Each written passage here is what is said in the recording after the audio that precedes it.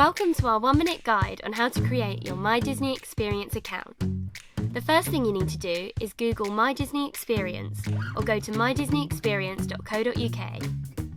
My Disney Experience is the platform created by Disney where you can plan all the details of your holiday at the Walt Disney World Resort. To open your account, it's easy. Select the option Sign in or Create Account. If you're watching this, it's because you don't have an account, so click on the option Create Account. To create an account, you'll need to fill in your personal information, such as your name and address, and to set your password and security questions. While you fill in your information, you might like to know that Disney has also developed an app for smartphones and tablets, so you can keep an eye on and update your My Disney Experience account while you're in the parks using the free Disney Wi-Fi. After completing your information, click Create Account, and that's it. Now you have a Disney account. Keep following us because in the next video we'll be helping you to link your tickets to your account.